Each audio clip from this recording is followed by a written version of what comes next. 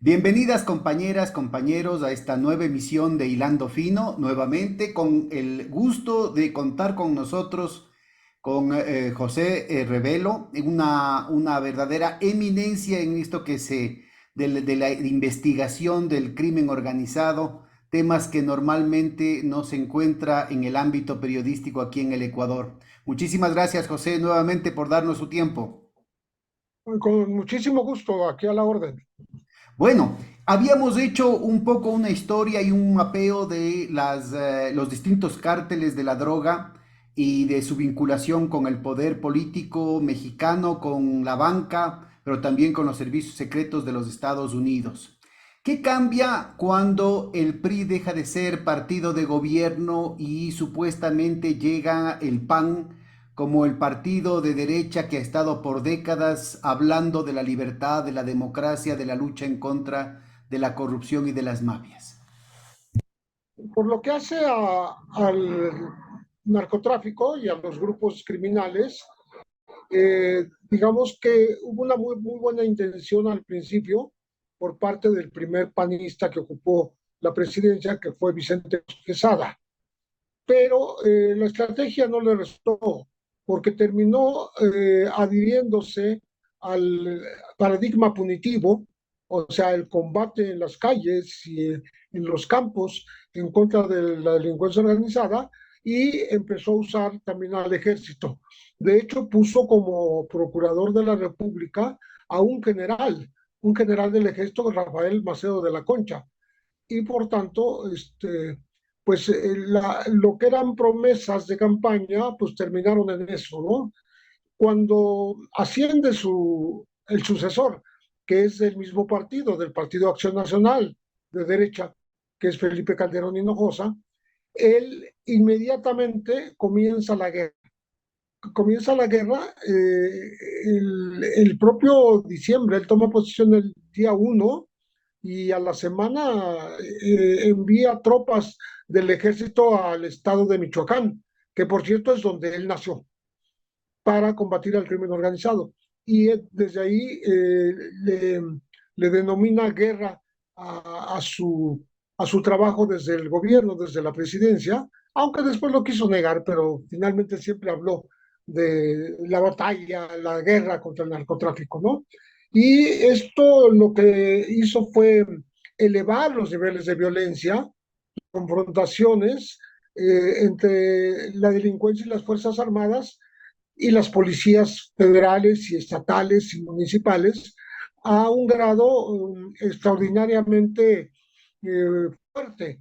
Estamos hablando de que durante esos dos sexenios, son gobiernos de 6 años, durante esos dos sexenios hubo cientos de miles de muertos. Entonces, esa violencia que se desató aún no se frena. Este gobierno ha intentado hacerlo, ha dicho que ya disminuyó la delincuencia, pero vamos a decir que no hay un punto en el que digan, hasta aquí llegamos de violencia, de escalada de violencia y vamos para atrás. Ese punto de retorno todavía no se ve claramente, porque este gobierno actual de la llamada Cuarta Transformación ha seguido una política diferente, no la confrontación bélica en contra de los cárteles, sino a más largo plazo la generación de oportunidades para los jóvenes para que no sean capturados por el narcotráfico. Es decir, más escuelas, más empleos, más salud, más hospitales, más servicios a la comunidad, y la incorporación de los jóvenes a una vida diferente, ¿no? Que no se sientan atraídos por pues los ideales, entre comillas, falsos del narcotráfico. Entonces, en eso estamos exactamente. No te escucho. ¿Podríamos hacer una comparación entre la política antidrogas antes de que gane el PAN, en la época de Carlos Salinas y de Cedillo, y luego de que ganó el PRI de nuevo con Peña Nieto? ¿Cuál fue la diferencia de las políticas del PAN, del PRI, del PAN y del PRI after PAN? El PRI, antes del Partido de Acción Nacional, eh, tenía, sobre todo ante la opinión pública, generó la sospecha de que estaba aliado, por una razón tan sencilla como que los órganos represores enseñaron a los dirigentes de la llamada Guerra Sucia, que se establece en un periodo del 65 al 90, ¿no? Eh, y que es el periodo que está abarcando ahora una comisión de la verdad para el esclarecimiento histórico de esta época. Los jefes de la represión pasaron a ser los líderes, los capos del narcotráfico. Así, por ejemplo, Eh, algunos nombres. Sí, algunos nombres podrían estar ahí entre la gente de la Dirección Federal de Seguridad, que como el comandante Chao, como de parte de los militares, los generales más sanguinarios, vamos a decir, de esta guerra, que son Francisco Humberto Quiroz Hermosillo y Mario Arturo Acosta Chaparro. Los dos fueron juzgados en, una, en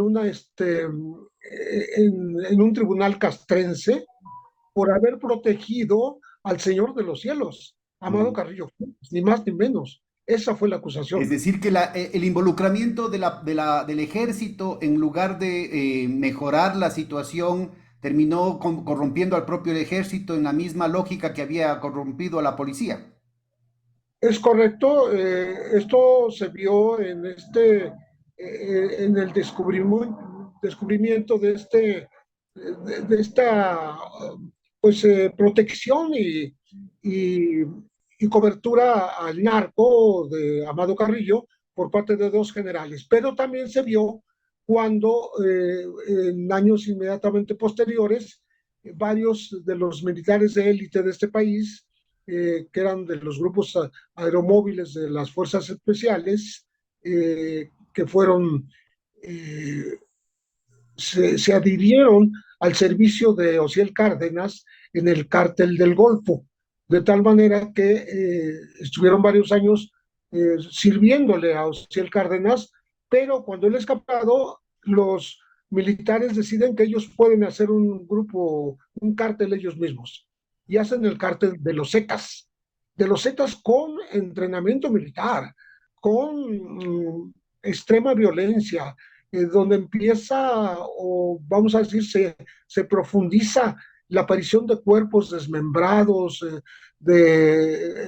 decapitados, colgados en los puentes peatonales y también enterrados en fosas clandestinas, desechos en ácido, en recipientes de 200 litros, con sosa cáustica y otros elementos destructivos de un cuerpo para hacerlos nada. O sea, Desaparecer para eliminar la evidencia. Estas estructuras militares que después pasaron abiertamente a constituirse en este cártel de los Zetas, originalmente estuvieron al interior de la institución militar como parte del apoyo estatal que se estaba dando a Guatemala en la guerra contra insurgente, ¿no?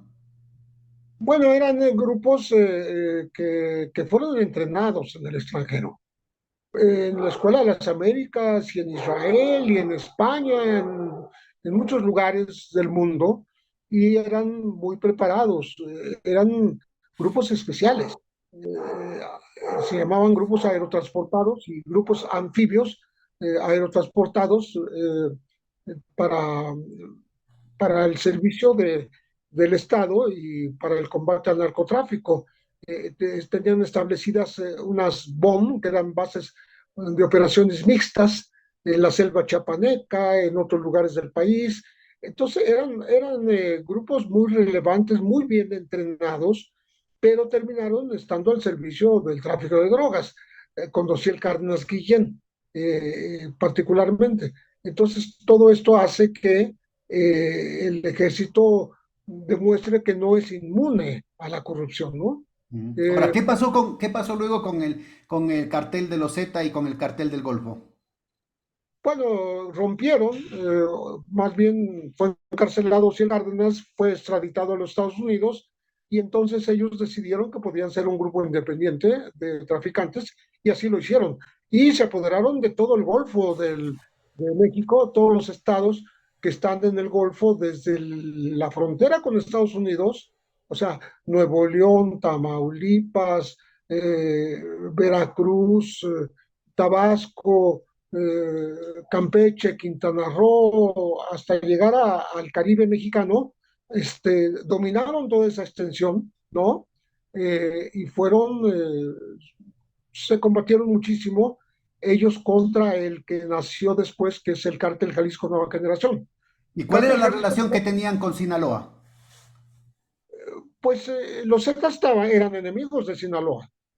Se, las confrontaciones entre ellos se dieron sobre todo en Michoacán, porque ahí había grupos de autodefensa que se generaron y que estaban eh, luchando en contra de los Zetas que los habían invadido y les cobraban extorsión, les cobraban piso, les cobraban hasta por los niños que iban a la escuela, de ese tamaño. De tal manera que hubo un movimiento de autodefensas encabezado, entre otros, por un doctor Mireles, que se convirtió en autodefensa junto con otros, ¿no? Y al final el gobierno los apoyó, el ejército los apoyó a combatir a los Zetas, pero los que despojaron a los Zetas, o sea, la gente del cártel Jalisco Nueva Generación, los que echaron a los Zetas de Michoacán, ellos terminaron extorsionando a los pobladores. O sea, lo mismo que hacían los Zetas lo hicieron ellos, ¿no?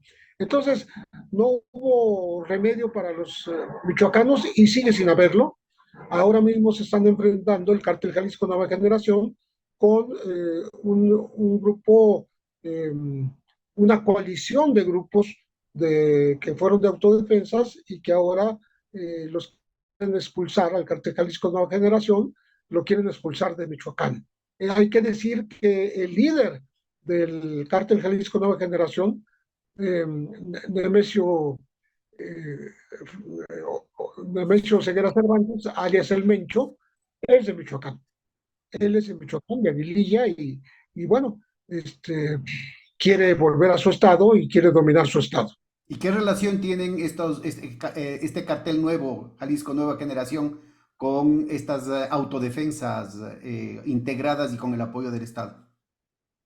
Bueno, estas autodefensas al principio empezaron a actuar solas, pero pronto se adhirieron a la protección que les daba el cártel Jalisco Nueva Generación, porque pues es lo que les convenía para combatir a los Zetas, ¿no? Pero tan falsos fueron los Zetas como los del cártel Jalisco Nueva Generación, y los autodefensas fueron los que pagaron el precio, ¿no?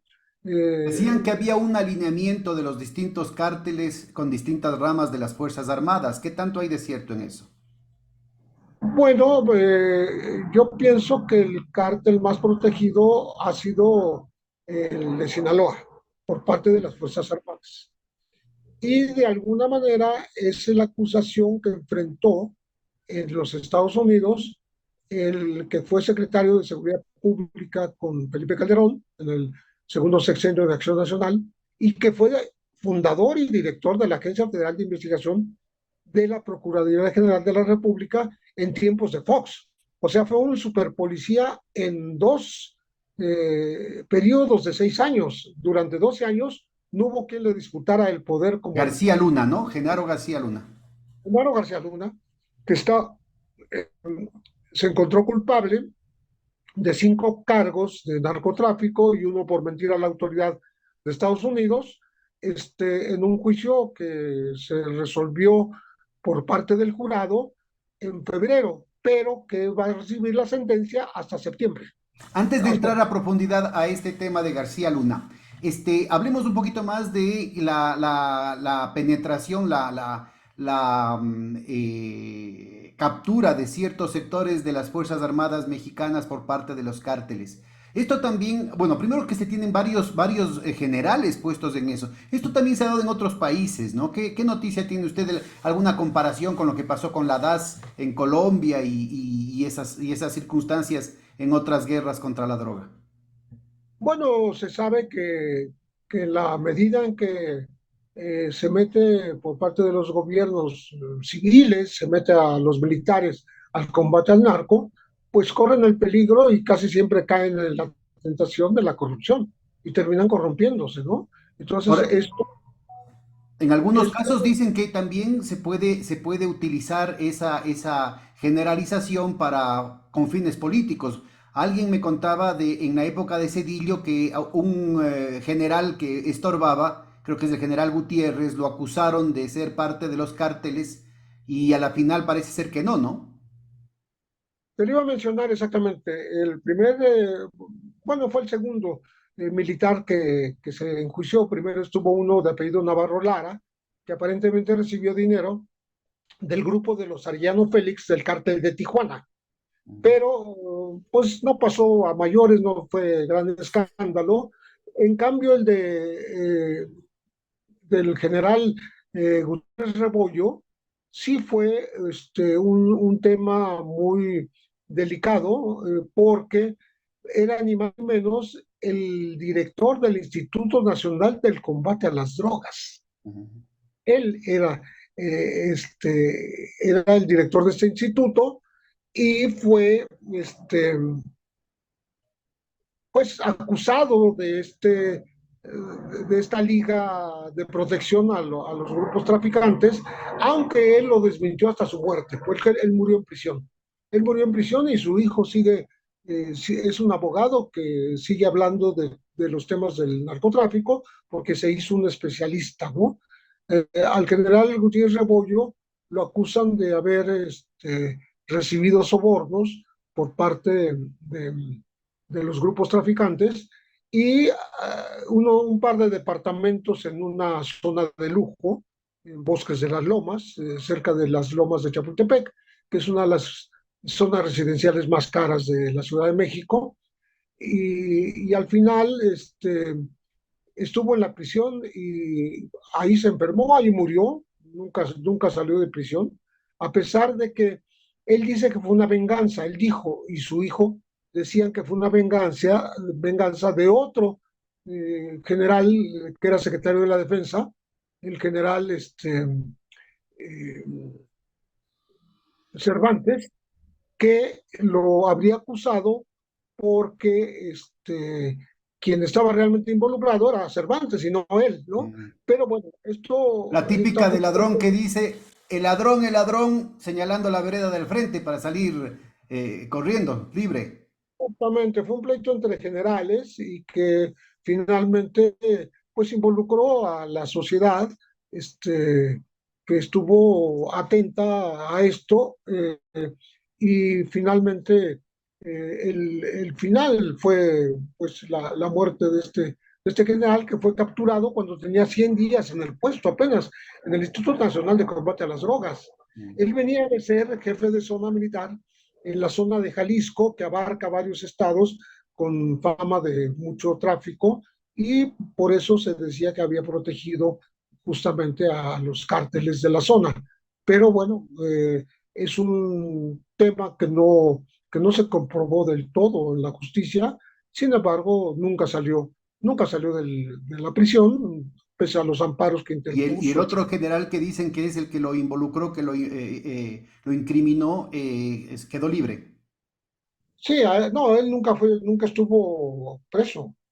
No solo Bueno, ese, eso, ese es un riesgo enorme. Acá en el Ecuador hay un paralelo, un escándalo reciente en la policía, en la que participó inclusive el embajador de los Estados Unidos, tachando de narcogenerales a un grupo de generales de la policía para permitir que otra argolla, que estaba incluido el marido de la comandante general de la policía, puedan ascender más rápido, ¿no? Entonces estas broncas a veces utilizan estos motes, esta satanización para, sin ningún tipo de escrutinio de las instituciones adecuadas, deshacerse pues de sus rivales, ¿no? Bueno, el fondo de la acusación, según el general Gutiérrez Rebollo, fue que había denunciado él la colusión del suegro del propio presidente Ernesto Zedillo Mm, con un cártel, el principal cártel de las metanfetaminas en México, los reyes de las metanfetaminas, que eran los hermanos Amezcua.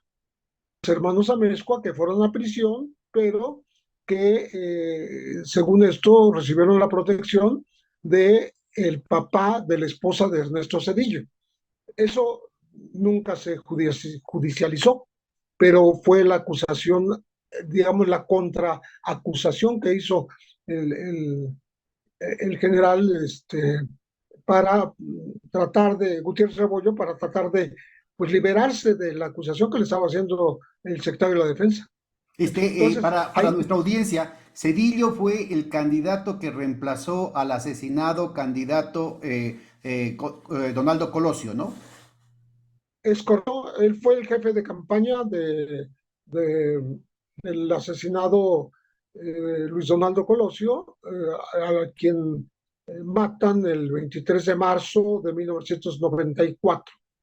¿Hay Eh, alguna evidencia que señale quiénes fueron los culpables? ¿Cuál fue la relación de la droga? ¿Cuál fue el ajuste de cuentas detrás de eso? Algunos señalan al propio presidente Salinas. bueno, al presidente Salinas se le señaló como autor de la liquidación de su propio candidato, porque él fue el que lo escogió, pero que en el camino pudo haberse arrepentido. De todas maneras, puso a Cedillo como suplente, como jefe de campaña, y terminó siendo el presidente Ernesto Cedillo. Se quedó con la candidatura, ¿no? Mientras que el caso Colosio quedó hasta la fecha en la oscuridad, Mm. porque se discutió mucho si fue un asesino solitario, que era Mario Aburto Martínez, o si era un complot o una acción concertada de varios grupos, precisamente de extraficantes, que se habrían coludido, incluyendo al hermano de Carlos Salinas, Raúl Salinas de Gortari, en este asesinato que ocurrió en Lomas Taurinas, en Tijuana. La colonia Lomas Taurinas, una colonia pobre de la ciudad fronteriza de Tijuana, en Baja California, que hace frontera con San Diego, California. Entonces, el asesinato nunca ha sido esclarecido. En estos momentos, la Comisión Nacional de Derechos Humanos está tratando de rescatar de la cárcel a Mario Augusto diciendo que fue torturado en el momento para confesarse culpable. Es a tantos años de distancia, ¿eh? A Estamos 30 años hablando, de distancia. imagínate, 30 años de distancia. Entonces, es una locura. Bueno, y De todas maneras, En México, inclusive con gobiernos del PRI, han habido una gran cantidad de convenientes accidentes para desaparecer a importantes autoridades del propio PRI e inclusive del PAN, ¿no? bueno, ese mismo año, en 94, 6 meses después, fue asesinado José Francisco Ruiz Massieu, que había sido cuñado del presidente Carlos Salinas. Él estuvo casado con Adriana Salinas, hermana del que fue presidente, de Carlos. Y ahí lo que se comprobó es que hubo, vamos a decir que, tráfico de influencias para enriquecer a Raúl, con la llamada partida secreta de la presidencia, que en aquella época todavía operaba. Después fue derogada en el Congreso, pero había una partida secreta en donde miles de millones podían ser manejados de manera discrecional por el presidente en turno. Entonces, parece que la operación fue que Carlos Salinas daba ayudas para la creación de una organización campesina, decir algo, pero el dinero iba a los bolsillos de su hermano Raúl. Mm. Al final, Raúl es capturado y es enjuiciado y está 10 años en la cárcel.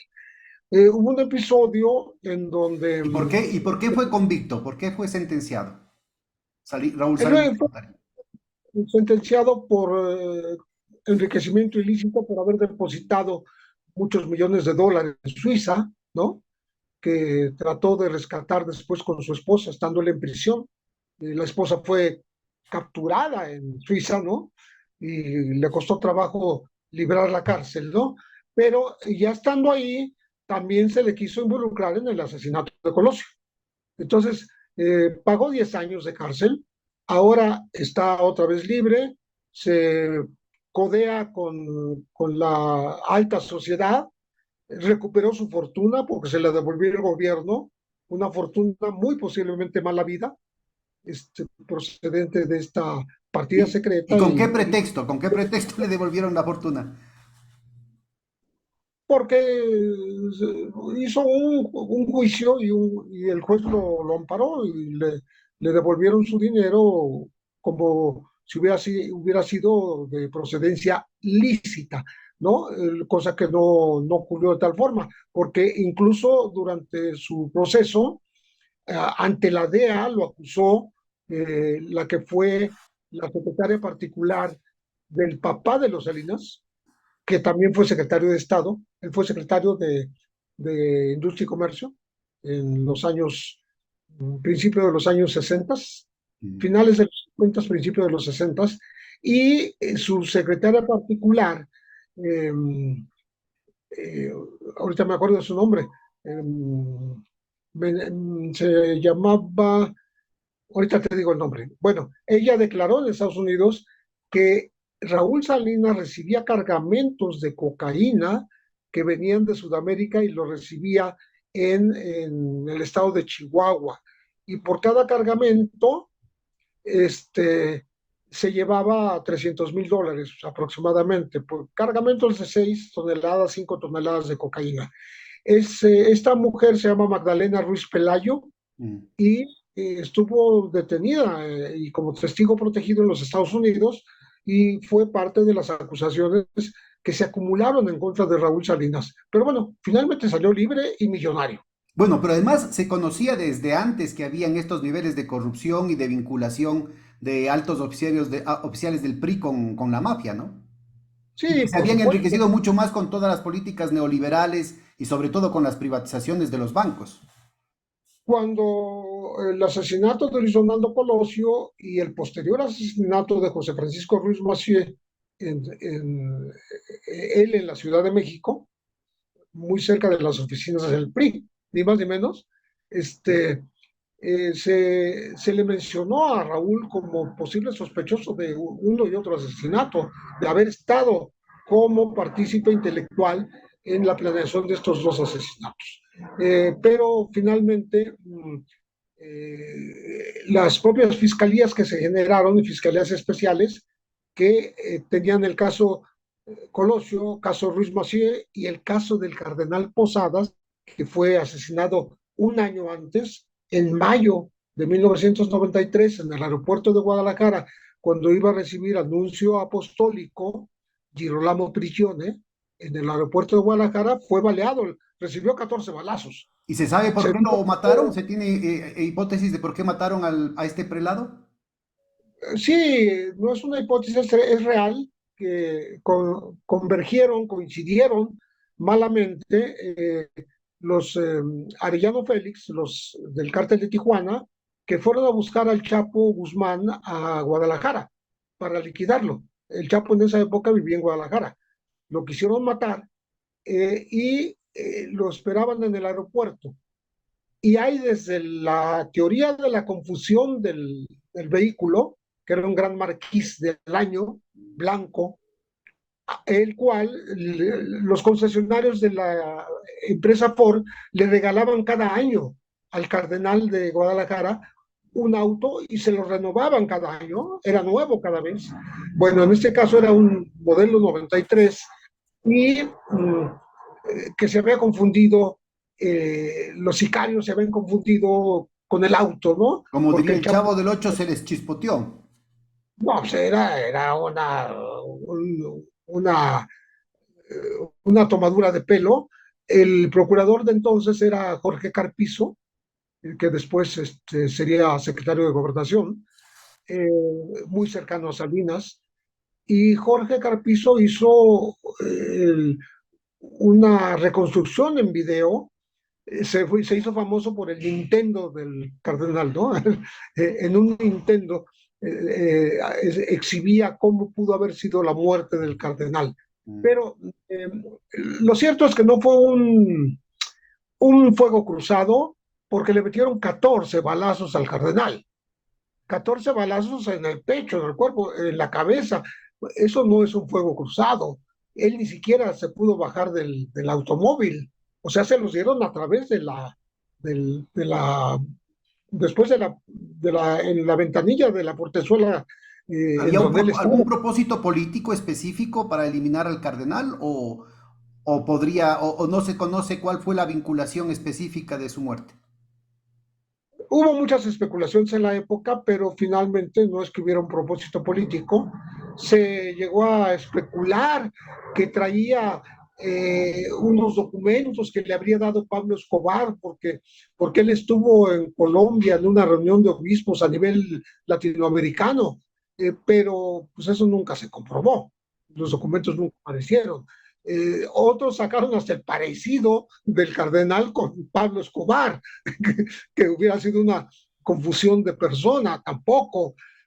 En fin, quedó en la oscuridad y lo único cierto es que en la balacera estuvo a punto de ser asesinado el Chapo.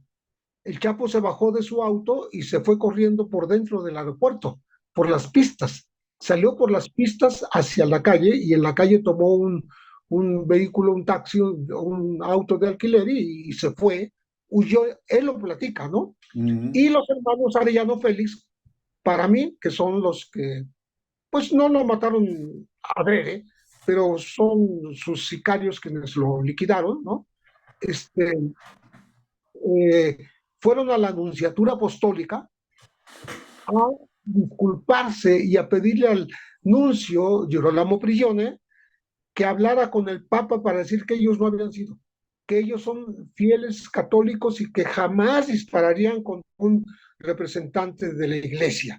Y eso fue muy famoso porque cuando llegaron a la Nunciatura, hicieron que se levantara de la cama el que era procurador, Jorge Carpizo, y fue en pijama y en pantuflas a, a la Nunciatura, ¿no?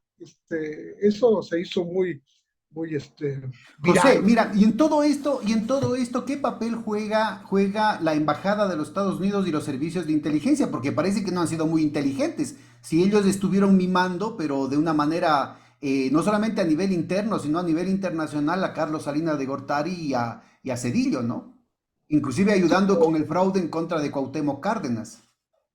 sí, las autoridades de los Estados Unidos no se metieron demasiado en estas investigaciones, como que dejaron que corrieran a cargo de México. No, me refiero a que ellos apoyaron el que acceda a la presidencia cuando se tenían los antecedentes de su hermano, de su familia en esta vinculación con los cárteles. Parece ser que no son muy eficientes como servicios de inteligencia, digo, Ah, no, por el decirlo caso es menos, ¿no?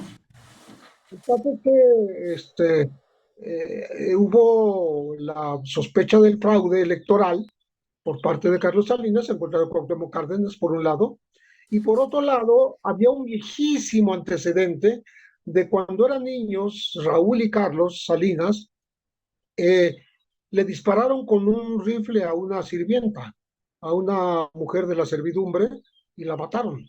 O sea, claro, eran niños y pudo haber sido un accidente y lo que tú quieras, pero existió un libro que se llamó Un asesino en la presidencia y quien lo escribió fue a la cárcel por haber escrito ese libro, ¿no?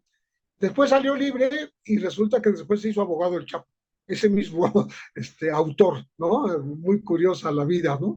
Este, pero bueno, fue uno de los abogados o de las personas que se prestó a defender a Joaquín el Chapo Guzmán en las Cortes de Estados Unidos. Tú mencionaste en la sesión anterior que las investigaciones ulteriores dieron evidencia de que ha sido la CIA la que estuvo involucrada en el asesinato del agente de la DEA Camarena. Cuéntanos un Y poquito, ¿por qué puede haberse dado eso? eso fue recientemente porque se supone que Kiki Camarena no tenía por qué estar enterado que había un pacto entre México y Estados Unidos para entrenar a, a combatientes contra los sandinistas, a la contra. Y tampoco tenía por qué estar enterado que para eso permitieron la operación de un rancho, el rancho Búfalo en Chihuahua, donde había 11,000 toneladas de marihuana ya secas y listas para la venta. Ese dinero iba a ser utilizado, el dinero del producto de esa droga, iba a ser utilizado para comprar armas en Irán y dárselos a la contra nicaragüense. Este operativo que manejó el Oliver North, este militar de los Estados Unidos, que pues no pasó a mayores en Estados Unidos, nunca llegó Ahora, a se un supo después de nuevas vinculaciones de la CIA, de la DEA, del Pentágono, con los distintos cárteles para este tipo de operaciones geopolíticas. por supuesto, más que haberse ligado con algún grupo, lo que hicieron fue inculpar a los grupos de traficantes del cártel de Guadalajara, y es muy posible que a estas alturas estemos viendo cómo fueron juzgados narcos, en efecto, narcotraficantes mexicanos, pero no necesariamente los que asesinaron a Kiki Camarena, lo asesinó la CIA, según esta versión. Entonces, versión que avalan incluso agentes de la DEA de la época, ¿no? Como este, como Gárate Bustamante, como este otro, se me olvidan los nombres, es que Mm, son tantos, Héctor de Reyes, ¿no? mm. Que Agentes de son la DEA que acusaron a la CIA, que tenían evidencia de que era la CIA la involucrada en el asesinato de su agente. de la DEA que cuando el asesinato de Quique Camarena, capturaron en México a un doctor, Humberto Álvarez Machain, que se supone que mantuvo vivo a Enrique Camarena para que no muriera durante la tortura. Lo revivía y lo volvían a torturar, lo revivía y lo volvían a torturar. Él en Estados Unidos dijo que no era cierto y finalmente fue exonerado, pero la verdad es que lo secuestraron en territorio mexicano y se lo llevaron ilegalmente a ser juzgado en Estados Unidos. Ese era el brazo largo de la justicia estadounidense en esas épocas. Se llevó a un mexicano para culparlo y procesarlo en Estados Unidos de manera totalmente ilegal. Hubo otro, René Verdugo Urquídez, igual también secuestrado en la frontera y llevado a Estados Unidos y ahí sigue en prisión, no sé si ya murió, porque fue hace muchos años. Pero bueno, a esto voy, cómo operaban estas agencias en México con toda la impunidad del mundo, ¿no? Tomando ciudadanos mexicanos, culpando a traficantes mexicanos, etcétera, etcétera, Y peleándose entre ellos para además, ¿no? Porque lo raro es que los Estados Unidos intervengan en América Latina con toda la impunidad, violando todas las reglas. Hay docenas y docenas de esos casos, pero que se estén peleando entre ellos, eso es más difícil de creer, sobre todo para las audiencias incautas en el continente, ¿no?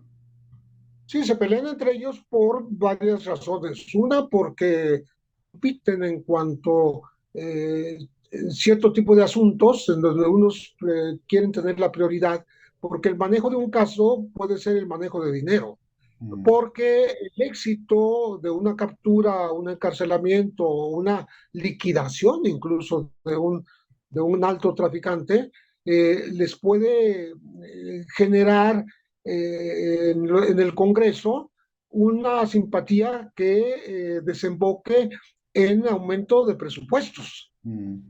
Se les puede beneficiar el hecho de que les den más agentes en el mundo, que tienen 10,000 en todo el mundo, pero podrían estar aspirando a tener más en algunos países, ¿no? En México la cifra de agentes siempre ha variado alrededor de los 70, más o menos, durante décadas, ¿no?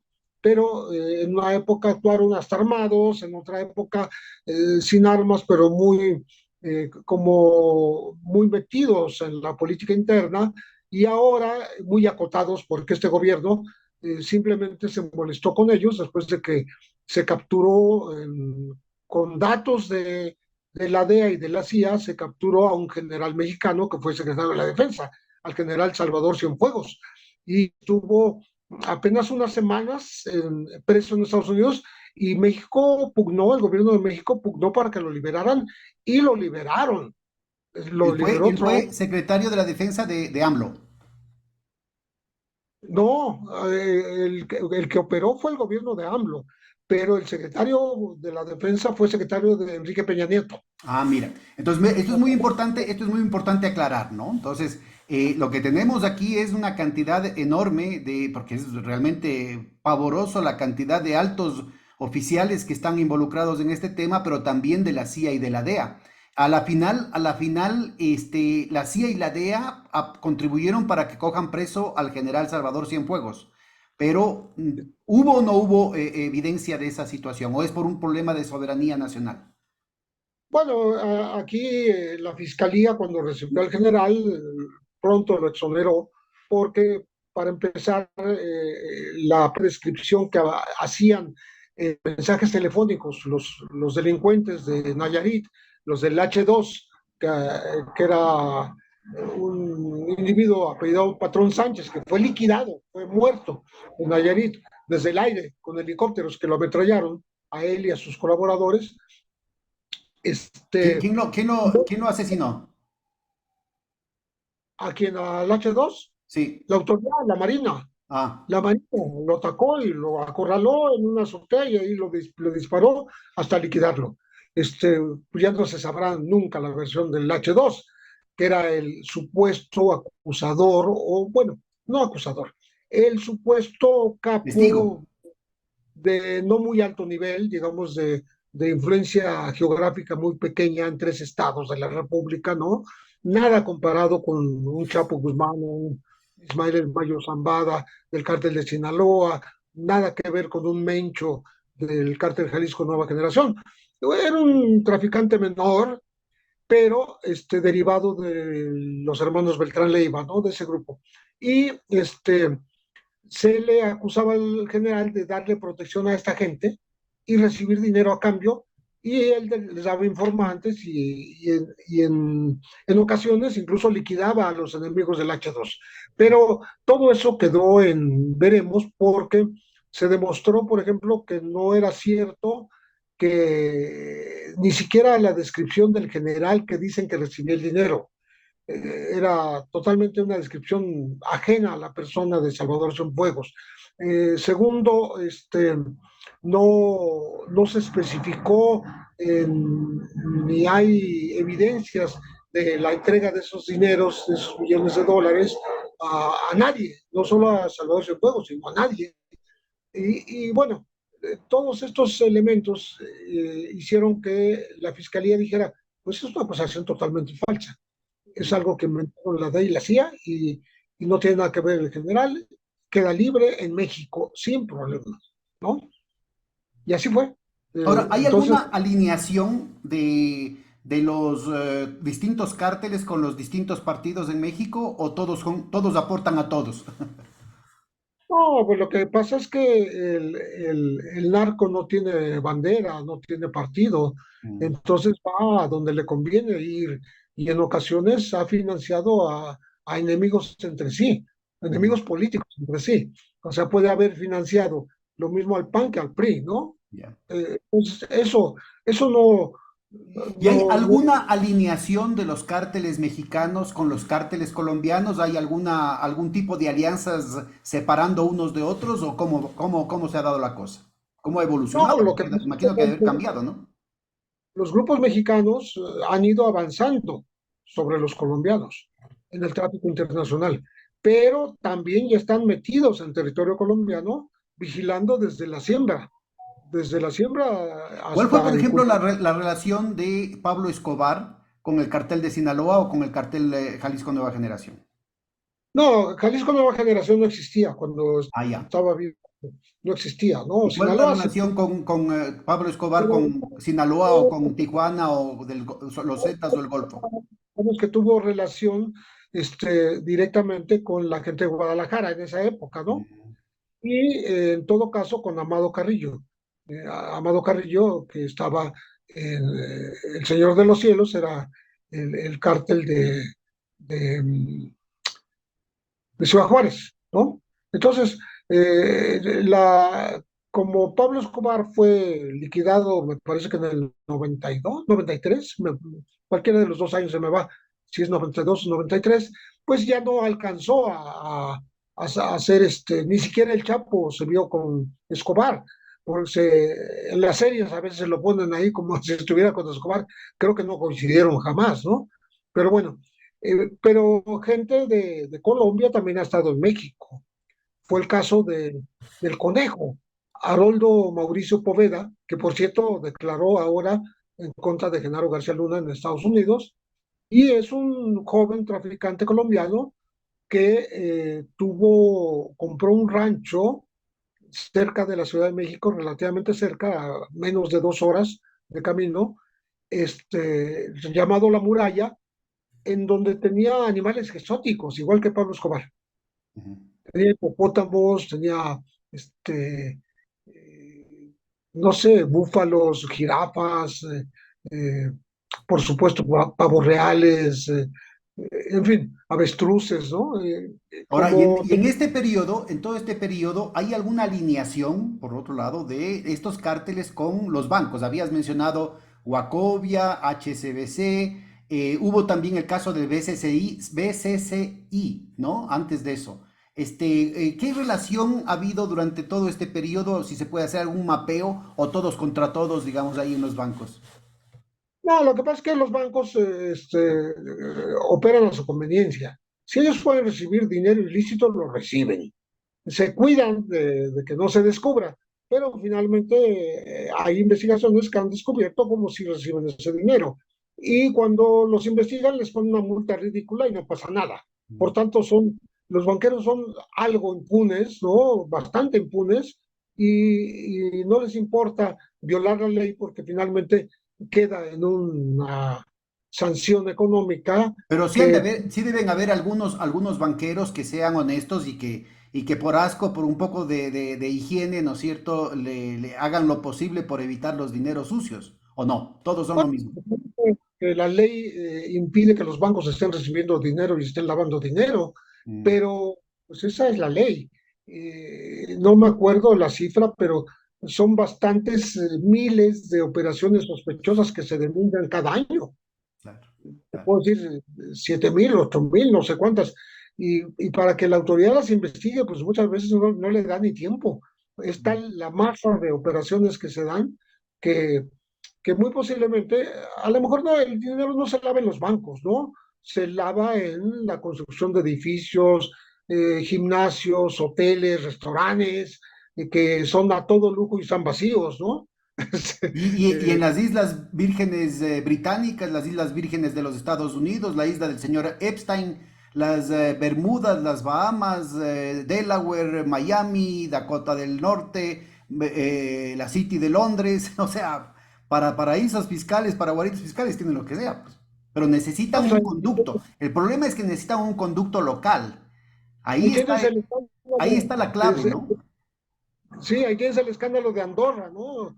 La banca de Andorra, en donde están muchos mexicanos representados por uno que está en la cárcel, que es el abogado Collado, Juan Collado. Pues Juan mira, Collado, uno de los de mano derecha del presidente banquero Lazo, también del Banco de Guayaquil, el señor Luque Lecaro, le pusieron a cargo de todas las empresas públicas. Y bueno, ahí aparecieron las filtraciones de su relación con este señor Cherres que te contaba que le asesinaron, que era vinculado a la mafia albanesa, el tráfico de influencias, puestos, contratos y toda esta situación. Contratos además protegidos por los tratados bilaterales de inversión, que así encuentres corrupción, así encuentres una lesión para el país, no podría hacer nada porque te harían, supuestamente, ese es el pretexto que ellos dan, te podrían poner un arbitraje internacional. Bueno, pues él acaba con toda su plata en Andorra, ¿no? sí, ahí estaba muchos mexicanos, algunos con prestanombres, el propio Juan Collado era muy cercano a Enrique Peña Nieto, muy posiblemente algún dinero tenga que ver con él y esté por ahí oculto bajo otro nombre o una empresa, pues, porque a veces lo que hacen los banqueros internacionales de los paraísos fiscales es disfrazar las propiedades a través de compañías pues con nombres y domicilios y actas de Los constitución famosos inventadas. fideicomisos ciegos, ¿no? Eso de ahí da lugar a cualquier cosa, pues. Eso salió a relucir en los Panama Papers, por Claro. ejemplo, ¿no? Y los Pandora Papers también, que involucran al banquero Lazo. Creo que de México, creo que lo incluyeron a Peña Nieto también en el tema de los Pandora Papers. Gente de Peñanito y cercana a él. O sea, eh, eh, ahí también hay de pronto dinero de sobornos como el de Odebrecht, ¿no? Mm. Eh, eh, Hay un funcionario, un exdirector de petróleos en la cárcel por lo mismo, pero pues todavía no se llegan al fondo las averiguaciones, ¿no? Todavía no llegan al fondo hasta dar con todo el dinero que pudo haber sido utilizado para la campaña política de Enrique Peña Nieto. Y no sé si, Pero bueno, creo que en ninguna parte de América Latina hay un solo alto funcionario de Debrecht preso. Porque eso es lo raro, ¿no? Es la empresa que hace que genera la corrupción y cogen a los políticos, a veces acusan de manera injusta a los políticos, como en el caso de Lula, en el caso de Dilma, en el caso de Cristina, en el caso de Correa, pero no hay una sola persona de los corruptores, pues, en la cárcel. Tal vez en México sí, no, tampoco la gente tampoco. de Odebrecht operó desde Brasil y acá tenían pues gente suya, pero no muy pública, ¿no? Que operaba ciertos dineros y punto, ¿no? Pero vamos, son digamos, operaciones que tardan en descubrirse porque es finalmente el nexo entre empresarios corruptos y traficantes y gobernantes, ¿no? ¿No? Entonces esa triada resulta muy intrincada la Por eso es investigación. muy importante el tema de las guaridas, de los paraísos fiscales, ¿no? Eso es siempre muy instrumental en todo ese mecanismo. Sí, definitivamente. Mira, ahora mismo, apenas ayer en México, se lanzó una nueva acusación contra Genaro García Luna, que sabemos que está declarado culpable y será sentenciado en septiembre próximo y a lo mejor no en la cárcel, no lo sabemos. Pero por lo pronto, en México ya se le está imputando la obtención de más de 5.000 millones de pesos, son algunos dólares, ¿no? Algunos millones de dólares, a través de la, la manipulación de contratos para la construcción de los penales. Mira. Bueno, acá también están haciendo, no solamente que quieren construir los penales, sino privatizarlos, ¿no? Que es otro gran negociado. Lo que estás hablando, esos Aquí, son equivalentes, son más de 250 millones de dólares, ¿no? Esos 5.000 millones sí, de pesos. exactamente, aquí exactamente la privatización de los penales hace que entren los empresarios a este negocio. Y se ha dicho acá que ellos administran, porque parte de los contratos quiere decir tú administras el penal. ¿Qué quiere decir eso? Pues lo dotas de todo tipo de mobiliario, eh, las cadenas de seguridad electrónica y de las rejas, los medicamentos, los alimentos, ¿no? Y todo el pago de los reos. Entonces resulta, y se ha investigado en este gobierno, que dejaron algunos penales que tienen un costo diario eh, superior a los 5.000 pesos, más que un hotel de lujo, Vaya. por cada preso. Entonces, ¿qué es esto en dólares? Son $250, ¿no? Además que los propietarios privados deben ser muy selectivos con los privilegios de ciertos presos, ¿no? Y con las Claro, seguridades de ciertos presos. sí, y darles ciertas comodidades, etcétera. Son casi $300 mensuales que pagan cada reo. Entonces, imagínate lo que le sale costando al Estado, ¿no? Terrible. Eh, y son contratos a 25 años, a muchos años, ¿no? Porque es Bueno, que paga el Estado por cada preso, no es que el preso paga, sino que cada preso no, le no, no. representa al Estado un egreso para pagar al sector privado, ¿no? Sí, nosotros tenemos 240,000 presos en las cárceles. Son muchísimos y cuestan muchísimo dinero Ahora, eso también. genera también un incentivo perverso para sobornar a algunos jueces que se encarguen de mandar más presos, pues más negocio. Sí, porque a algunos les pagan por cuota. La, Tú dame una cuota de culpables, ¿no? Dame una cuota de sentenciados Esto es y te tragicómico, ¿no? asciendo, te doy más monumentos, te doy... José, tú bonos. escribiste un libro, uno de los tantos libros que he escrito, hace referencia a un caso que si se lo hubiera escrito la gente no lo hubiera, si lo hubiera escrito para novela, la gente no lo hubiera creído. Es el caso de Florence Cassé y de Israel Vallarta. Cuéntanos, por favor. Y no te interrumpo porque aquí necesitamos todo el suspenso que requiere la narración. Bueno, tratando de ser breve, el resumen para la gente, sobre todo que no conoce el caso, eh, a, a finales del 2005, estábamos hablando del final del gobierno de Vicente Fox. Y después vino al año siguiente, en 2006, vino el gobierno del también miembro del Partido Acción Nacional, Felipe Calderón. Entonces, en diciembre de 2005, se capturó en un rancho, en una propiedad rural muy cerca de la Ciudad de México. En realidad, después se sabría que no fue adentro del rancho, fue en la carretera. Capturaron a una pareja muy simpática, pues una francesa guapa, eh, joven en esa época, que se llamaba Florence Cassés, Florence Marie, Florence Crepin, ¿no? Florence Cassés, para decirlo fácilmente, estaba unida en noviazgo con un joven llamado Israel Vallarta. Israel Vallarta y ella ya se habían separado, ya no eran novios, y estaban recogiendo los muebles de ella porque se iba a cambiar de departamento. Finalmente se habían separado y solamente iban a cambiar los muebles. En esa coyuntura fueron capturados por los agentes federales que desde un principio le sembraron un arma y los culparon de haber tenido en el rancho de las Chinitas, así se llamaba el rancho, a 3 personas secuestradas.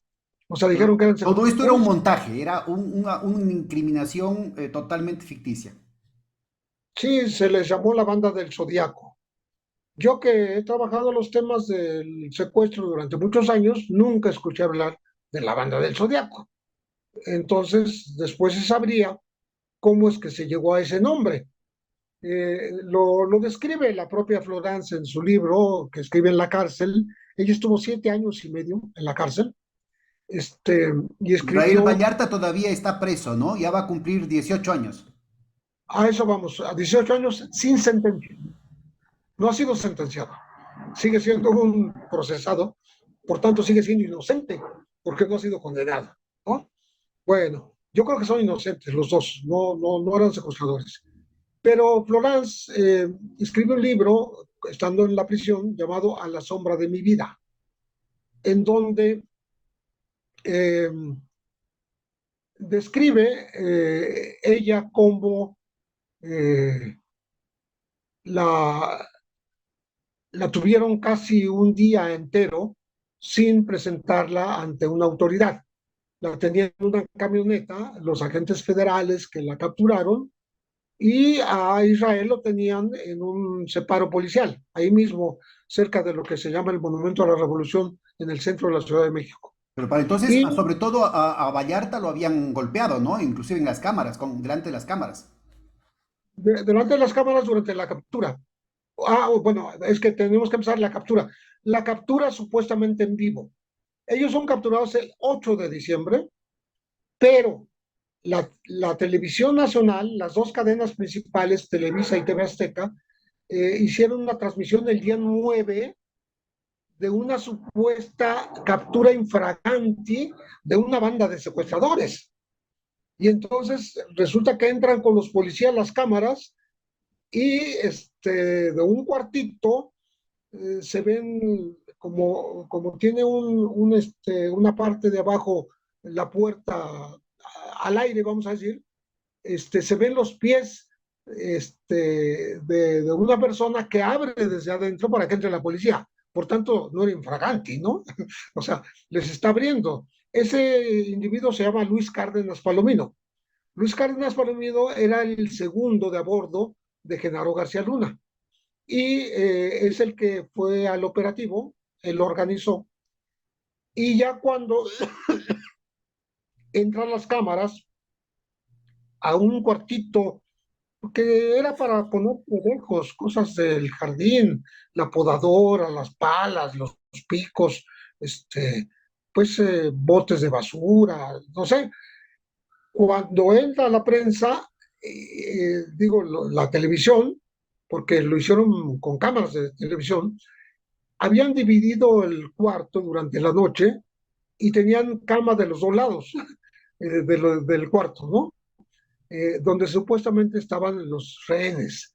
Yo no sé que se mantenga rehenes en camas, pues cómodas y la señora, era una madre con su hijo menor de edad y era un joven llamado Ezequiel Lizalde, ¿no? Este, Y ellos la, habían sido en efecto secuestrados, pero la sospecha es que no fueron secuestrados, pero no por esta pareja, sino por otras gentes. a eso vamos. Cristina Ríos Valladares y su hijo pequeño de 8 años. Pero curioso porque Cristina tenía pijama. Yo no conozco ningún secuestro de alguien que esté estrenando una pijama porque se veían los pliegues de lo nuevo que era la pijama. Mm. O sea, cosas visibles ahora, pero que en ese momento, como te dices, era todo un show. Y sobre una mesita tenían armas, credenciales de elector, que son la identificación del Instituto Federal Electoral.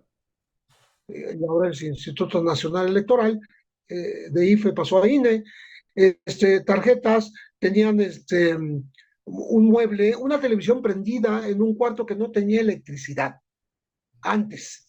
Pero esa mañana, esa amanecer, porque fue muy temprano, sí tenía televisión. Se estaba transmitiendo en vivo, supuestamente, la captura infraganti de los secuestradores. Y entonces las cámaras enfocan a uno de ellos que estaba tirado en el piso, maltratado, lo levantan de las espaldas, que tenía las manos atadas por detrás, y era Israel Vallarta, ya golpeado, se nota lo golpeado que está.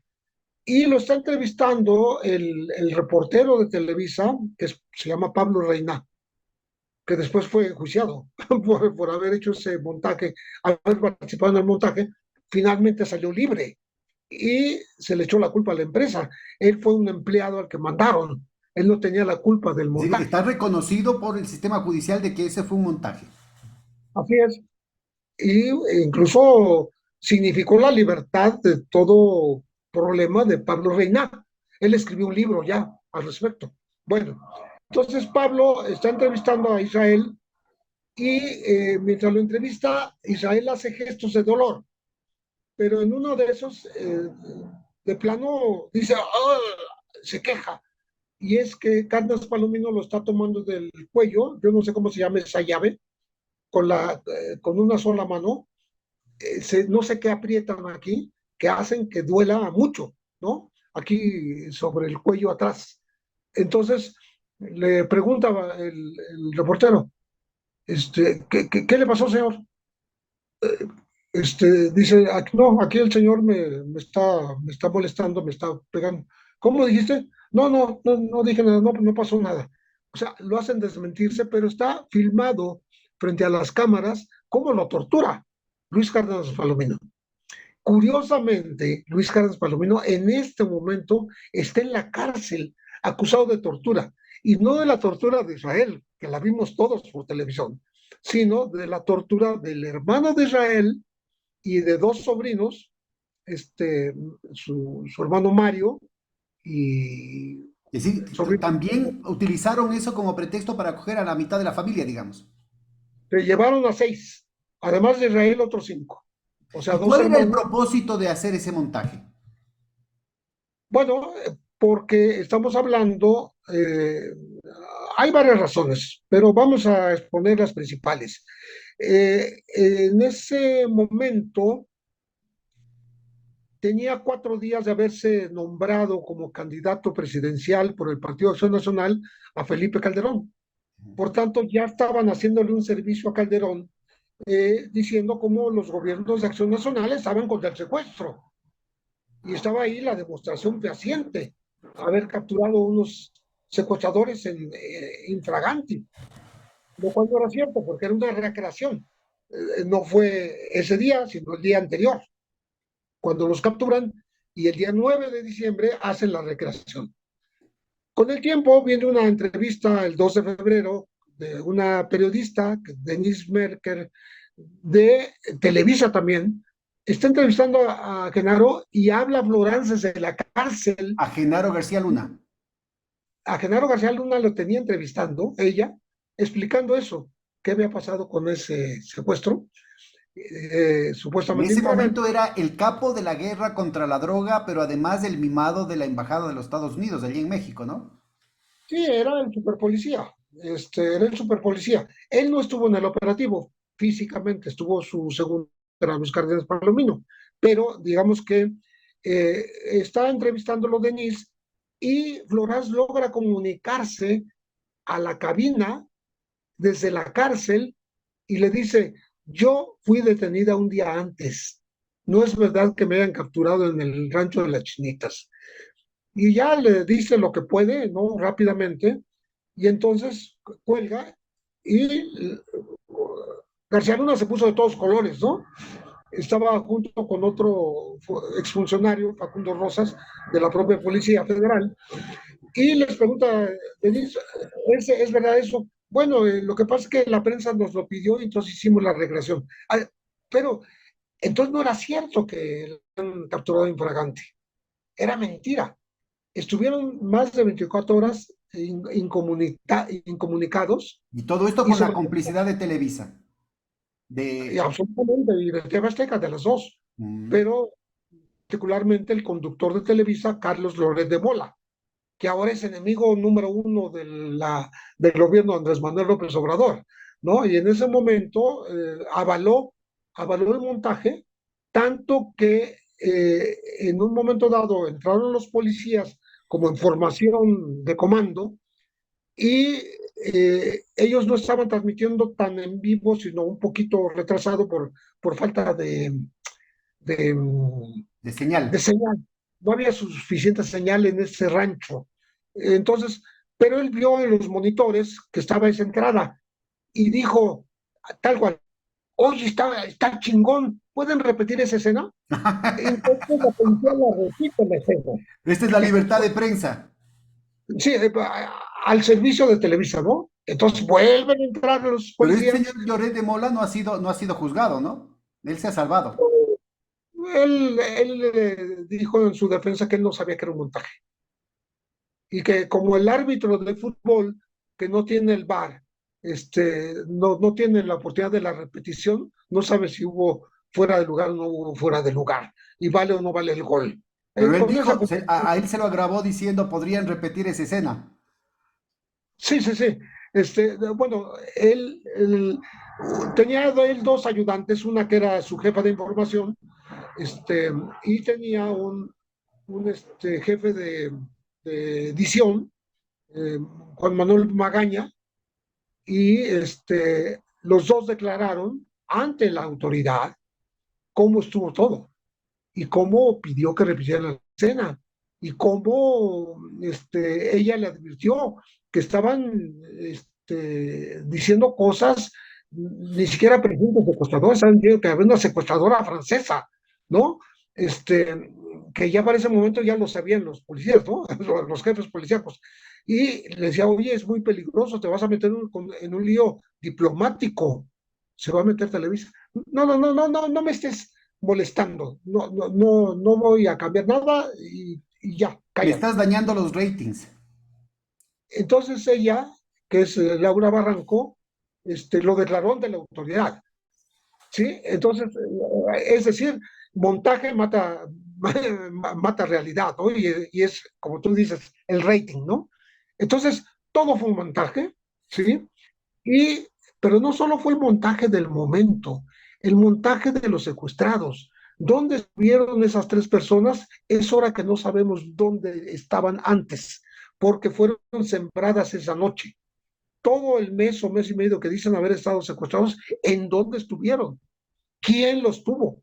¿Qué banda los tuvo? Ahora, Los todo tuvo esto la... revela toda una industria de los secuestros y de los secuestros express en México, que también parece que se da en Colombia y que ahora lo quieren montar aquí en el Ecuador, en el que también están involucradas autoridades, ¿no?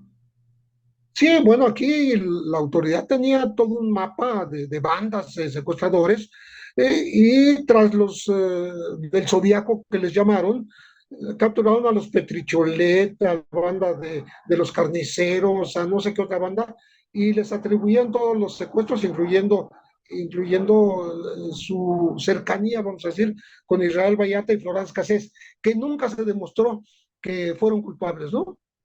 Hasta la fecha. En cambio, ¿por qué? Porque no ha sido sentenciado el Israel.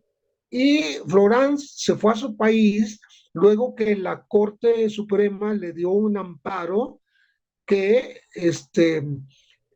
por que se violaron todos sus derechos, el derecho de una asistencia consular, el derecho a ser presentada inmediatamente a un ministerio público y estuvo más de un día completo con sus noches sin ser entregada, pues las torturas, porque eso es una tortura en sí misma, pero también la golpearon, ¿no? En un momento dado, y a Israel, pues Bueno, totalmente ¿y por qué lo, se ensañan con Israel Vallarta y su familia?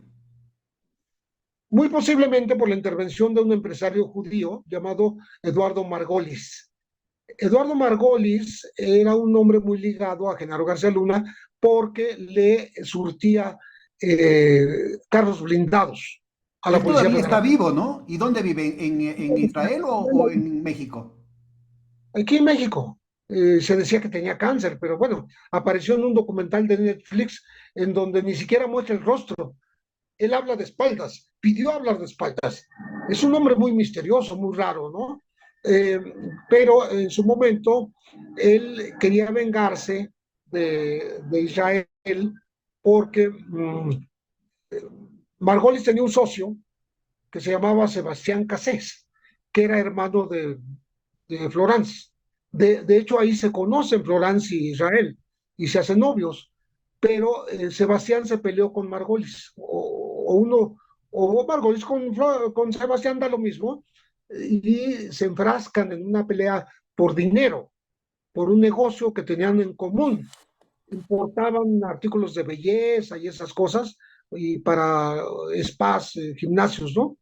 Entonces, hay esa demanda y cuando Sebastián se pelea con Margolis en los tribunales, Israel lo aconseja, le da el nombre de un abogado y ese abogado le ayuda a Sebastián a ganar el pleito a Margolis. Es decir, Margolis perdió.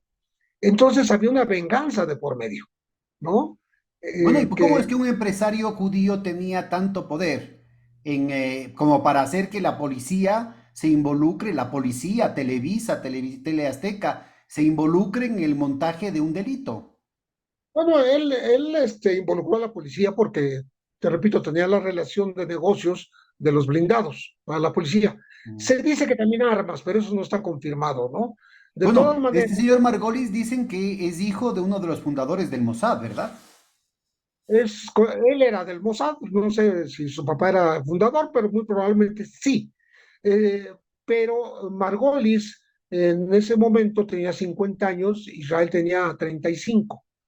Y en una declaración que hace Israel en marzo del 2006, te repito, esto ocurrió en diciembre del 2005, en marzo del 2006, Israel declara que Margolis es un tipo muy peligroso, que le contó cómo quien se la hace se la paga, que él encerró a unos empresarios judíos que le jugaron mal y los hizo pagar. Eso dice que lo amenazó de esa manera, pero también cuenta cómo al presentarlos el hermano de Florence, se hicieron amigos, Margolis e Israel, y tuvieron incluso relaciones íntimas.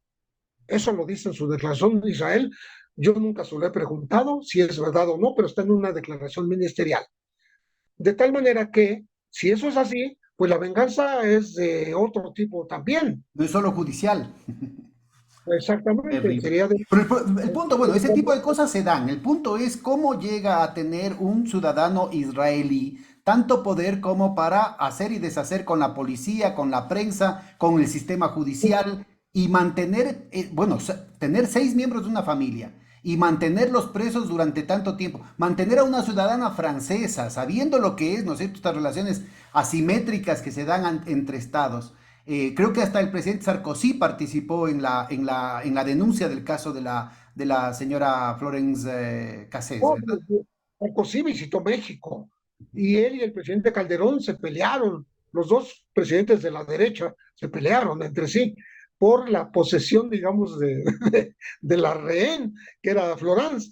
Florence en su libro, A la sombra de mi vida, dice, estoy en el peor de los mundos posibles. Por un lado, aquí me condenan a 96 años, porque fue la primera condena. Y mi presidente me quiere llevar a Francia y que yo pase solamente 20 años en prisión. Sí, porque ese era lo primero que estaba Esa era la proponiendo, negociación. como diciendo yo la voy a culpar también, pero me la voy a llevar a mi país, cosa que no ocurrió, no pudo llevársela. Pero aquí vamos al tema otra vez. No es que Margolis haya ordenado todas estas capturas, ¿no? Él, digamos que ayudó en lo de Israel. Él ni siquiera pensó que estaba con Florence. Florence apareció de casualidad. Iban, para mí, iban persiguiendo a Israel por la venganza de Margolis, según yo. Y el tema de por qué Margolis tenía tanto poder es que Margolis, hasta la fecha, sigue siendo el hombre que resuelve todos los secuestros de los judíos en ese país. Mm. Tiene un gran poder. O sea, no es la Hay policía, no es del ejército, no son los servicios de inteligencia de México, no, de sino la que Mossad, ese señor tiene más poder que todos ellos. Es un estado es dentro del un, estado. es un particular que tiene tropas, vamos a decir, tiene huestes de personas que le ayudan a solucionar los secuestros. Hay las malas lenguas dicen que no nada más lo soluciona, también los hace, ¿no? También los Entonces, que se cortó, por favor, repite. No también solo los lo hace, soluciona. ¿no? También los ejecuta. Ah, o sea que él crea el problema y después vende la solución. Sí, sí, exacto. Bueno, eso se cuenta, pero Bueno, y el negocio formal de él es equipos de seguridad. equipos de seguridad, también tiene un ramo de belleza, que es con lo que estaba asociado con Sebastián, ¿no?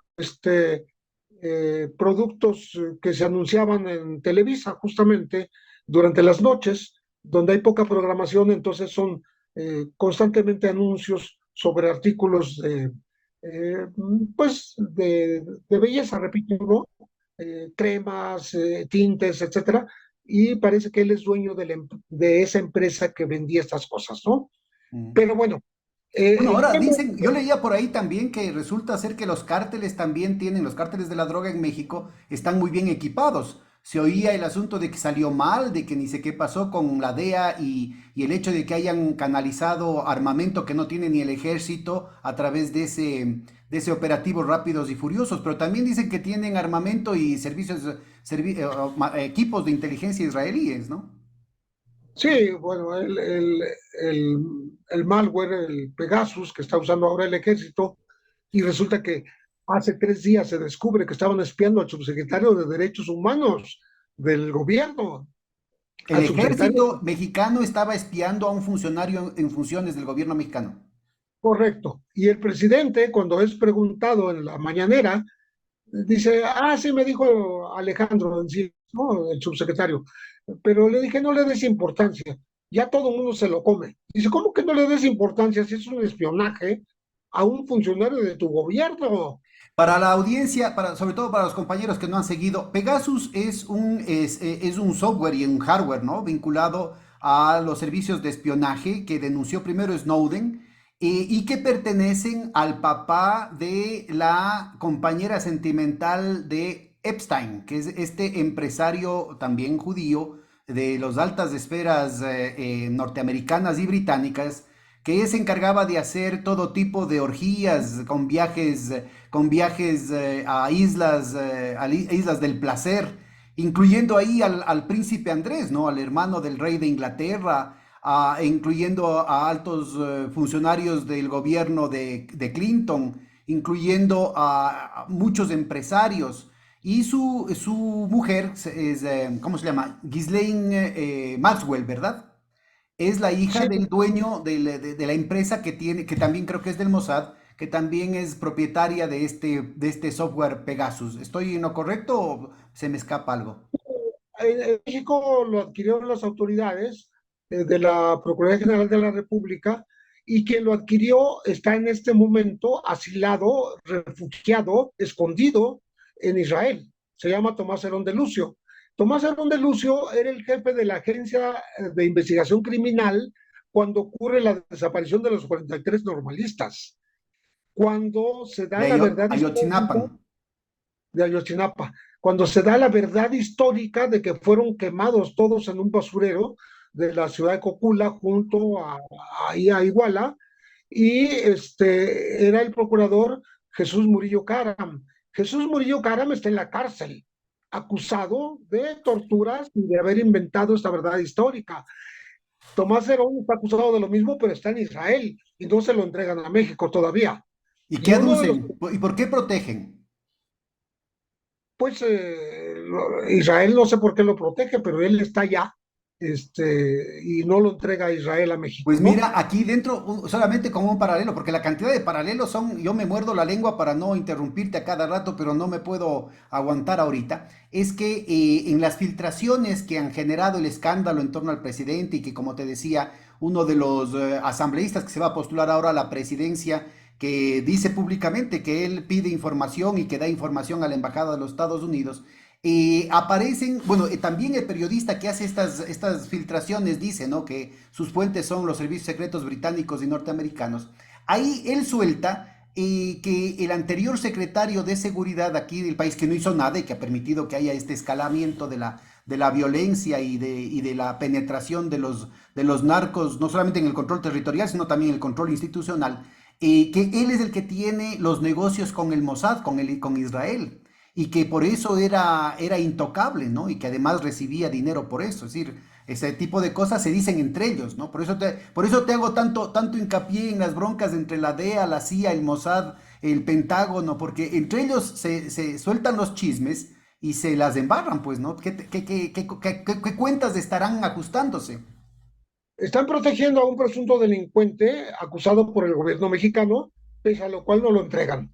Entonces, es algo inexplicable que un gobierno supuestamente amigo no quiera colaborar con otro, ¿no? Por proteger a este hombre, Y en un porque crimen tan horrendo, ¿no? él fue el que compró ese malware, el hardware, pues se le dicen malware, ese malware lo compró él, y se llevó varios millones de comisión.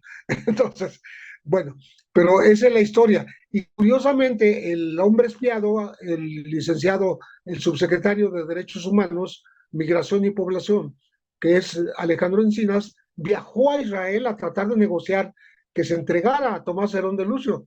No, no quiso, no aceptó. O sea, le fue a ofrecer lo que llaman un criterio de oportunidad, en donde el gobierno, si tú dices ciertas cosas para una investigación, te puede disminuir una pena, ¿no? Es un arreglo, ¿no? se llama criterio de oportunidad. Pero bueno, no ocurrió, ¿no? Y entonces, ahí está.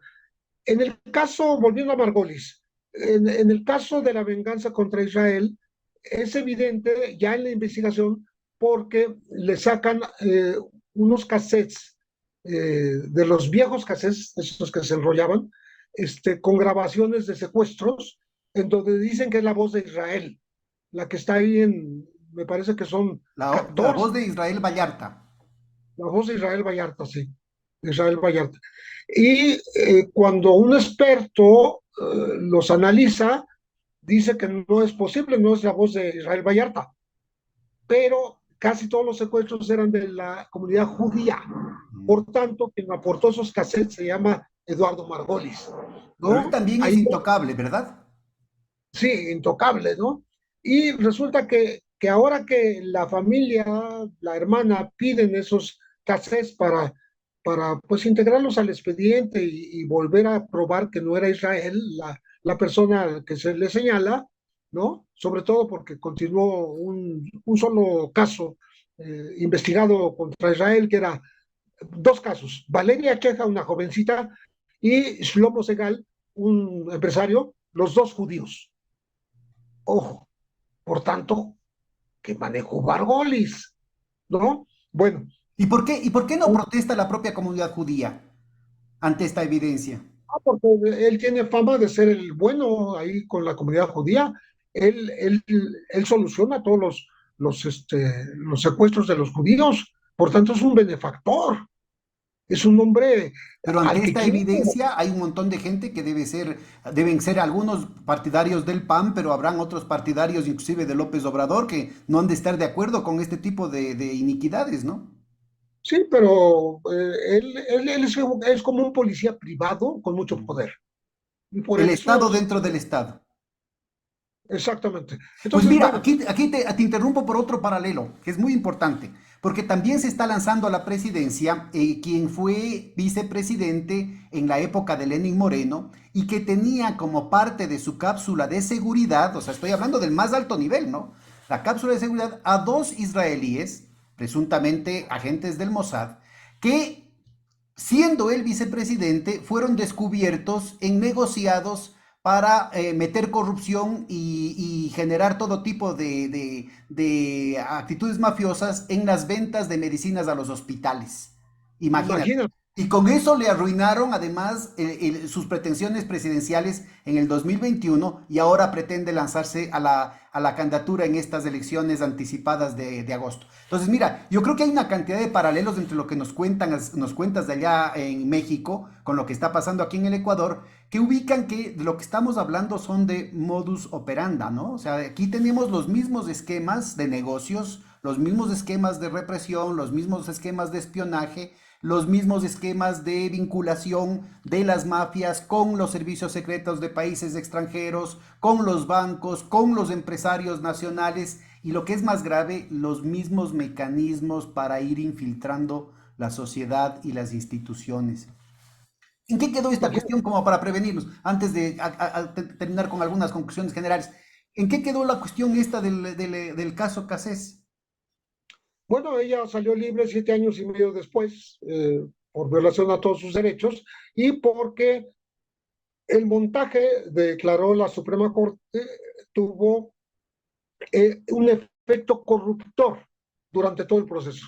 O sea, corrompió todo el proceso. Y por tanto, no había nada que hacer y se devolvió Florence a Francia.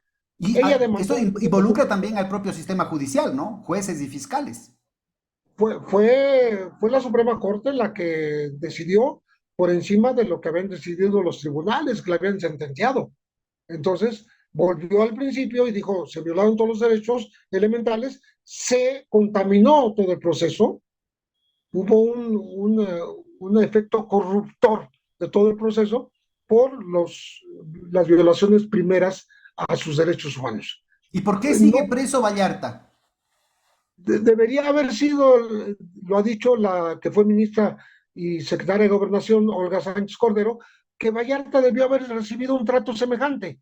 Lo que pasa es que él siguió un camino diferente legal, su defensa no acabó cerrar el caso, en fin, no es lo mismo el camino que escogió Florence que el que escogió Israel, ¿no? Y bueno, él sigue en prisión, 18 años, casi 18 años, sin sentencia, y se abre. No puedo no preguntarte por qué lo capturaron a Chapo Guzmán. ¿Cuál fue el sistema de traiciones, arreglos? ¿Cuál fue la participación de los servicios de inteligencia norteamericanos en toda esa situación? En la cuestión del Chapo. Sí.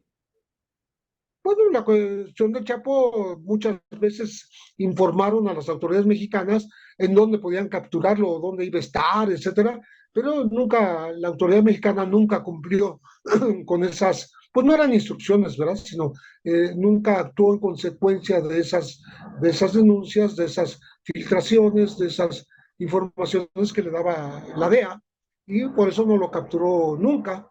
Y cuando lo capturan finalmente en el hotel este de Mazatlán, en un hotel de, pues, de segunda categoría, ni siquiera de lujo, ahí se escondía, participaron este, los marinos mexicanos, porque ya no confiaban en el ejército los gringos, los estadounidenses, y yo digo que participaron marinos y marines, porque ahí aparecen hombres uniformados de marinos mexicanos, pero muy altos, muy de la complexión posible de agentes estadounidenses.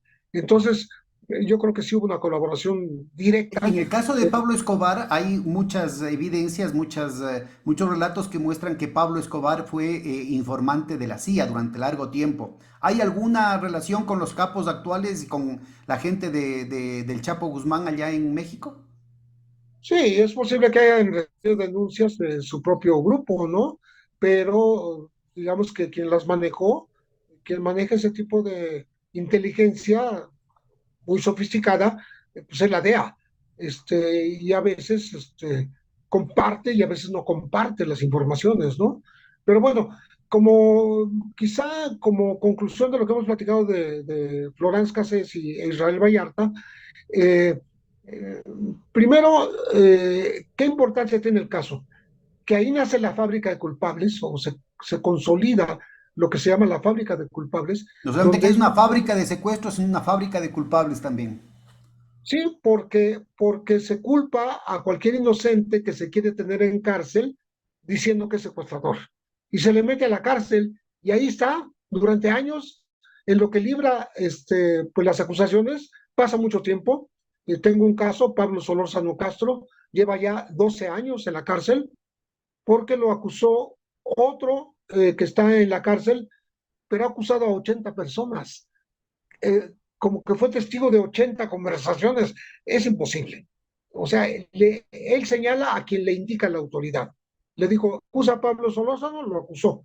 Ayer estuvimos pues con un comité de liberaciones tratando de ayudarlo para que salga, ya está sentenciado. Lo sentenciaron a 452 años de prisión, 452, por haber hecho una manta, supuestamente, y haber participado en el retén del secuestro de Alejandro Martí, del hijo de Alejandro Martí. Pero eso no fue cierto. Y de todas Esto maneras, muestra ya una cuestión sistemática de prostitución exactamente. de la institución de colaboración efectiva, ¿no? De los testigos que en lugar de ser inculpados les dan un perdón a cambio de inculpar a otras gentes. Pues aquí Noé Robles Hernández, que es el delator, sigue en cárcel él también, y también fue torturado, y ya tiene su calidad de víctima por parte de la coordinadora de la Comisión Ejecutiva de Atención a Víctimas del gobierno, ya le dio calidad de víctima al delator. Bueno, esto ya con eso te da una idea de cómo es una cadena de culpabilidades que se va dando al gusto del gobierno, al gusto del gobierno, ¿no? Y, y a veces los montajes sirven para ocultar casos más graves. De Florence específicamente y Israel Vallarta, esa acusación de la banda de los Zodíaco, ocurrió una semana después de que apareció en México un video de violencia explícita, el primero que aparece en las redes mexicanas, donde matan a 4 integrantes de los Zetas, o sea, ex militares, y cuando le dan el primer disparo a uno, ahí se apaga el video. Seguramente sigue, pero ahí lo recortan ellos.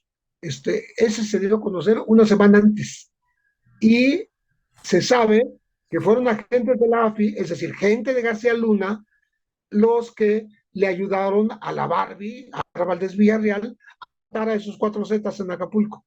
¿Sí? Bueno, entonces ya García Luna estaba inventando el secuestro o la banda de los Zodíaco para ocultar su propio crimen, porque sus personas colaboraron en la ejecución de los Zetas. Entonces, nadie está en la cárcel por eso. Estuvieron y ya están libres, ¿no? Entonces, creo que eso redondea lo que es la fábrica de culpables en México. Y eso implica la construcción de estructuras al interior de las Fuerzas Armadas, al interior de la policía, que estén de acuerdo con esta violación sistemática del orden legal y de los más elementales principios del derecho, pues, ¿no? Por supuesto, acaba de ocurrir en el norte del país, en Matamoros, donde matan a jóvenes en una persecución militar y se comprueba que los ejecutan. O sea, los someten y luego los ejecutan. Y eso acaba de ocurrir hace menos de 2 meses. Entonces estamos hablando de una reiterada repetición de violaciones a derechos humanos muy flagrantes, tanto de policías como de militares y de marinos. Ahora, en ese marco, ¿cuál fue la intención? ¿Cuál es el propósito de un crimen tan atroz como el asesinato, la tortura y el asesinato de los 43 muchachos de Atsoyinapa? Los 43 normalistas Ayotzinapa. de Ayotzinapa este, entraron a una ciudad que se llama Iguala, a donde no pensaban entrar, sino que hubo un episodio en donde quisieron secuestrar un autobús, cosa que se hace aquí hasta en los partidos de fútbol y en los partidos de fútbol americano y en la universidad y en el Politécnico. Todo el mundo secuestra autobuses y es algo que no sea un delito contra la propiedad, pero ya los Pero es parte de la permisionarios, broma. parte de un modus, una especie de usos y costumbres de estudiantes. Estaban reuniendo autobuses para venir a la conmemoración del asesinato masivo de estudiantes en Tlatelolco del 1968. Esto era septiembre y estábamos a punto de octubre, ¿no? Entonces entraron a tratar de capturar autobuses, de hecho lo hicieron, capturaron tres, eh, y llevaban dos, por tanto salieron 5 autobuses con estudiantes de Iguala y es donde los captura la delincuencia organizada, a varios de ellos, a dos, sobre todo a dos autobuses, y se los llevan. Y es cuando ya los yo creo los torturan, se les pasa la mano y terminan decidiendo matarlos, pero no iban armados, no iban a interrumpir un acto político de la esposa del presidente municipal de Iguala, no iban de parte del grupo de los rojos, que son los enemigos de Guerreros Unidos, que supuestamente iban a la plaza. Eso fue todo mentira de los propios delincuentes que incitó a esta violencia pues inexplicable, innombrable, ¿no? En contra de 43 muchachos, que no hay evidencias de que esté vivo ninguno, a casi 8 años de que ocurrieron los hechos, ¿no? Y es un crimen pues muy terrible y de los más dolorosos en la historia del país. ¿Y cuál es el papel del crimen organizado? ¿Son gente vinculada a las mafias, pero también gente del gobierno? ¿O cómo? ¿O solamente el gobierno estuvo en la cobertura, en el encubrimiento del tema? Se quiso dejar la cobertura del gobierno primero en el municipio, luego en los policías estatales que también participaron, luego los policías federales y finalmente se llegó al ejército. Hay 22 militares acusados, 4 están en prisión ya, 4 están en prisión, y justamente quien menciona estas órdenes de aprehensión y todo es Alejandro Encinas, el que ahora es espiado por el ejército, justamente. Con el mismo Entonces, software con el que espiaron a Dilma, a Angela Merkel, a Macron. exactamente, y a conocidos periodistas mexicanos, ¿no? Un analista llamado Ricardo Rafael, que es muy conocido, un centro de derechos humanos, Miguel Agustín Pro, que es muy conocido y defiende pues a defensores de derechos humanos, y en fin, se espía a periodistas y a defensores de derechos humanos, pero el colmo es espiar a un funcionario gubernamental, el principal funcionario gubernamental de derechos humanos de este país. Qué terrible, qué terrible. José, yo te agradezco muchísimo tu paciencia y tu profundidad con los datos que das, así como para que los compañeras, los compañeros puedan corroborar toda esta información y darle seguimiento. Unas palabras finales, tal vez con algún consejo para un país que se está adentrando por estos caminos tortuosos hacia el infierno, sobre todo para las élites, ¿no? Que seguramente también fueron cómplices allá en México y que ahora deben estarse arrepintiendo porque ese dinero mal habido les ha significado en última instancia el ceder su heredad, la hacienda que heredaron de sus padres, cederlas a los mafiosos, ¿no? Quizá unas palabras valdría la pena sobre los ajustes de cuentas con el pasado. México está en la labor de una comisión de verdad y esclarecimiento de hechos cometidos, hechos violatorios de derechos humanos cometidos por la autoridad durante los llamados años de la Guerra Sucia de 1965 a 1990. Y si no se ajusta el pasado, menos se va a ajustar el presente. Tenemos ahora una cantidad impensable de desaparecidos, ya no por causas políticas y por ser guerrilleros o gente que se opuso al gobierno con las armas, sino a ciudadanos comunes y corrientes. Estamos hablando de 112,000 Qué barbaridad. desaparecidos. Es una cifra bestial. Y tenemos casi 60,000 cadáveres sin identificar en los servicios médicos forenses por falta justamente de esta labor de investigación. Bueno, está tratando de rescatarle una Comisión Nacional de Búsqueda, pero pasaron muchos años de rezago, ¿no? Eh, con eh, casos que llegaron al colmo, como la falta de refrigeración de los cuerpos que estaban en el Servicio Médico Forense de Guadalajara, que fueron sacados en trailers y estaban en la calle con los llenos de cuerpos, mientras arreglaban los frigoríficos, ¿no? Cosas que solo ocurren en un país como nosotros, que ha sufrido tanto durante años. Y repito, si no se ajusta cuentas con el pasado, menos se va a hacer justicia del presente. Muchas gracias, José. La esperanza de los pueblos de América Latina está precisamente en ir construyendo ese horizonte de justicia. Hasta la próxima emisión de Hilando Fino. Muchísimas gracias, pero muy buenas tardes y saludos al auditorio. Que pases muy bien, muy gentil.